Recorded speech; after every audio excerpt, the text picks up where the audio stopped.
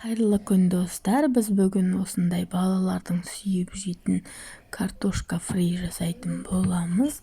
Ол үшін бізге тазалап жуылған картоптарымызды дәл осылай видеода көріп отырғандарыңыздай ұзынша етіп тураймыз. Барлығын осылай турап аламыз. Бұл тағамды балалар қатты сүйіп жейді. Картошка фри десе қуанып, түк қалмай қалады.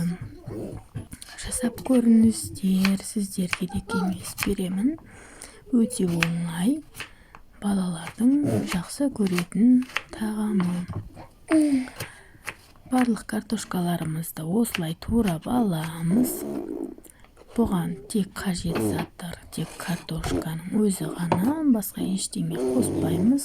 Осылай салфеткамыздың көмегімен суын сорғып аламыз. Мен басқа тарелкаға салып алдым, өйткені ол кішкентай болды тарелкам.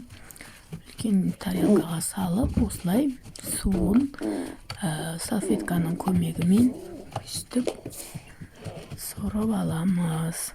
Құрғатып картоптарымызды осылай табамызға сұйық май құйып, майымыз қызғанын күтеміз. Майымыз қызды. Енді картоптарымызды салып, осылай қызартып қуырамыз майда. Араластырып кішкене қозғап тұрамыз. Осындай болып қызарғаннан кейін картоптарымызды аламыз. Өте тез піседі. Осылай қызартып аламыз. Майда осылай пісіріп аламыз.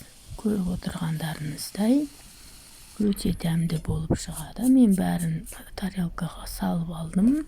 Кетчупқа осылай басып жесеңіздер керемет болып шығады. Ас болып